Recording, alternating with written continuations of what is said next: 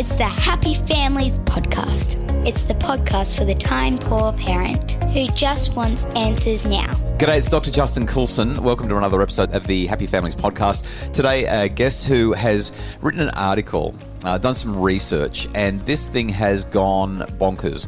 Global media around a piece of research looking at the influence of the Insta-Mums. The article by Eloise Germic, who is a PhD student at the University of Illinois in Chicago, is titled "The Impact of Instagram Mummy Blogger Content on the Perceived Self-Efficacy of Mothers."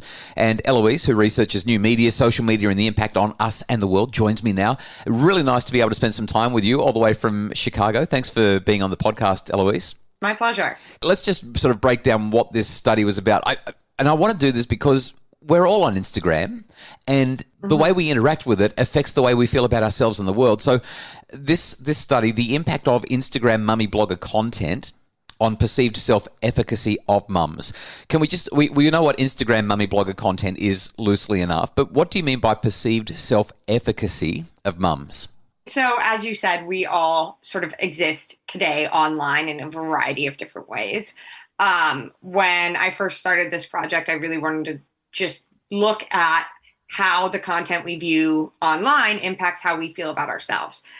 So it started as sort of like a look into self-esteem, but I really wanted to narrow it down and look specifically at motherhood and see how content posted online by motherhood bloggers impacts how regular everyday parents feel about the work that they're doing. Because obviously we already know that social media has a massive impact on like things like body image and stuff like that. So that was really where I started is wanting to understand how parenting based content, specifically on Instagram, because I felt that Instagram is the most sort of platform that tends to gloss over things the most and make everything seem sort of picture perfect. It's the most superficial, right? That's what you're saying. Yeah, you don't have a bad day on Instagram. You can have a bad day on Snapchat, but you don't have a bad day on Instagram. Exactly. The nature of Instagram is one that encourages content creators to really put forward that picture perfect face. So yeah, I wanted to look at how that iterated itself in parenting content and then how that influenced parents at the end of the day. Okay, so Eloise, you call the Insta-Mummy bloggers alpha mums, right? So alpha mums meaning...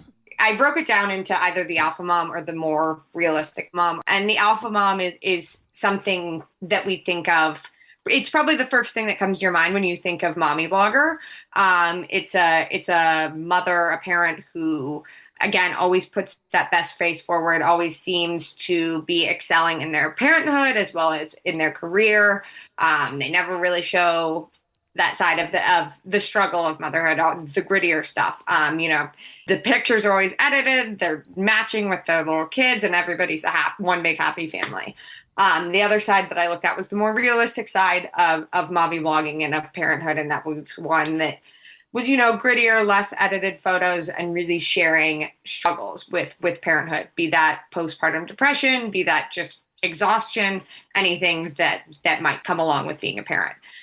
So what I did was just showed content to my participants, either from the alpha mom subset or from the more realistic subset, and then had participants respond to a set of questions based on gauging how they felt about how they were doing as a parent. So some questions like, oh, I feel like I'm able to adequately provide for my child, or I feel like I was made to be a parent, or something like that. And interestingly enough, there wasn't a marked difference in between the two set of respondents. So the perceived self-efficacy wasn't any different for people who saw the alpha mom content as people who saw the realistic content. When I hear about research like this, it reminds me of the paradigm that's used in a lot of body image research. So for decades now, usually women have been asked to have a look at images in a magazine or online and then rate how they feel about their own body based on what they've seen. And usually when you're seeing imagery that's in a magazine or online of other women, it ends up making the viewer feel less secure, less satisfied within themselves, and probably have less self-efficacy, less of a belief that they can actually ever look the way that they have always dreamed of looking. Would it be a reasonable assumption that mums who looked at the images that you showed them experienced the same thing that the Instagram mummy bloggers, whether they're being alpha mums or being totally realistic and saying, hey, I get it, life's hard and my life's a hot mess. Would it be fair to say that mums that were viewing this content still experienced a reduction in self-efficacy? That was my initial assumption going in, is that looking at specifically the alpha mom content would make parents feel worse about how they were doing as parents or about their quote unquote parenting skill. But that wasn't the case. I expected that. That was my hypothesis, but I think that maybe it wasn't really the case because it could be something as small as, like sample size or things that happen in social scientific research. But I'm hopeful that, maybe it says something about the way we're talking about motherhood in the media and just like as a larger society, that we're becoming more accepting of different types of motherhood, different types of bodies. And I think that goes along with sort of the larger feminist movement and sort of body positivity movement, in that perhaps we're becoming more accepting of our own, not flaws, but maybe shortcomings is the right word. Yeah, I love this. So the hypothesis was, quote, not supported, close quote. After the break, we're going to find out what you did discover in this study, because it does impact on every mum, every parent who's spending their time on social media trying to find parenting content. It's the Happy Families podcast. Starting school is an exciting time, but it can also be a little worrying. The Starting School Activity Book is a printable workbook that will help prepare your little one for the first thrilling school days and give you tips on the best ways to talk about all the new things they're going to experience. Perfect for kindy, preschool or big school, and absolutely free. Online at happyfamilies.com.au. It's the Happy Families podcast, the podcast for the time-poor parent who just wants answers now. Eloise Germic is a PhD student at the University of Illinois, Chicago. She researches in new media, social media, and the impact that it has on us and the world. We're having a conversation about an article that was published in the journal Social Media and Society, and we've just discovered that the hypothesis was not supported. Looking at alpha mums and looking at realistic mums on Instagram doesn't necessarily make you feel worse about how effective you can be as a mum. So, Eloise, now that all of the previous assumptions have been blown out of the water, what did you actually discover? Why is this relevant for every parent who's listening right now? Yeah. So in addition to showing the content to my participants, I also asked them a set of questions just about parenthood in general, where they get their parenting information. And obviously one of the main sources of parenting information that people found was online. And ultimately what my research showed was that people who cited online resources as their main source of parenting information had lower levels of perceived self-efficacy in regards to their parenthood. That was an unexpected, interesting thing that I found. So what we're really saying here is, stop listening to people like Dr. Justin Coulson. Don't look for my stuff online. You're really just trying to put me out of business, aren't you? You're saying don't look for this. I wouldn't quite go that far. but there's something really curious about this to me, and I'd love to discuss the implications of it with you. If a parent is jumping online to find all of the information that they need to parent better, why do you think their self-efficacy is lower? Is it because they've got perhaps fewer supports that they can rely on, or maybe they've got a lot of support in their environment, but they just don't want that kind of support? Like they've got parents who are saying, you got to parent harder, you've got to discipline those kids more, you've got to whack them, and they're saying, no, that's not what I want to do. But because they're struggling with the kids, they're out of desperation searching for people like me online. I mean, where do you go with that? What does it really mean in a practical way? Yeah, I mean, I think the findings sort of speak to the larger media inundated society that we exist in. And it speaks to the importance of media literacy. So, it happens all the time. All of a sudden, for example, you have a tickle in your throat and you go on WebMD and you decide that you have throat cancer. I think that sort of jump in logic is one that is maybe seen in the online parenthood space. So I think that when searching for information online, any type of information, but especially parenting information, it's important to do the simple things that we do in other types of research. Check who's writing this article. Is it coming from, a verified source, somebody with a degree in a relevant field, which is exactly what you're doing here. Okay, you can keep talking. That's fine then. All right, I'm feeling a little less pressure now. Okay.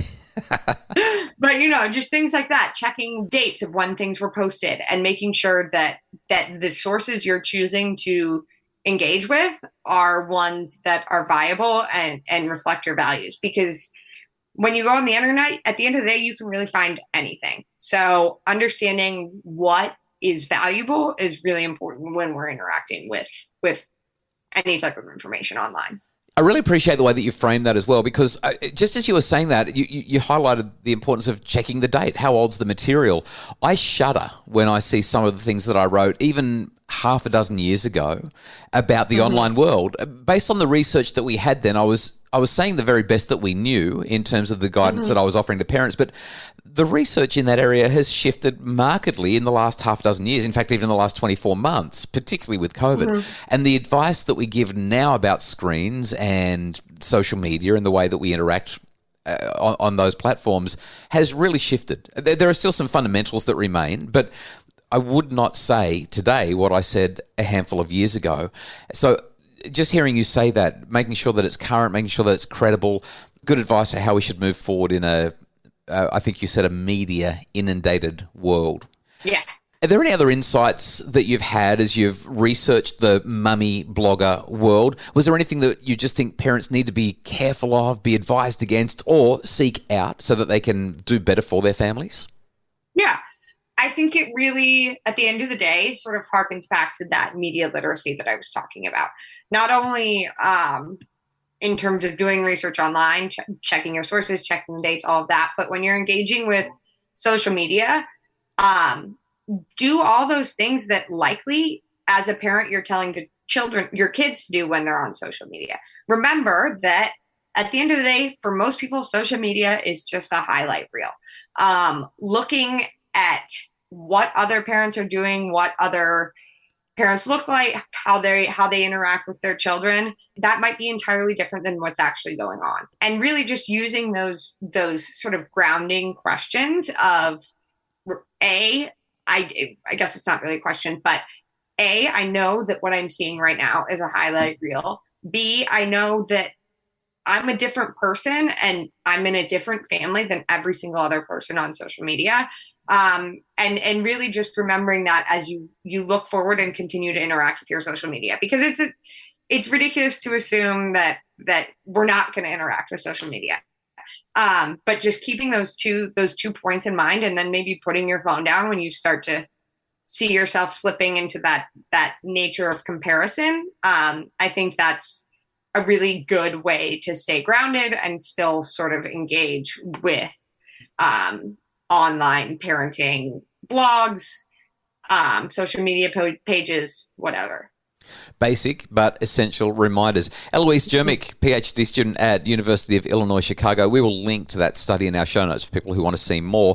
Thanks so much for joining me on the Happy Families podcast. Yeah, of course. My pleasure. The Happy Families podcast is produced by Justin Rulon from Bridge Media. Craig Bruce is our executive producer. And for more information, you can check the show notes or visit happyfamilies.com.au and make your family happier.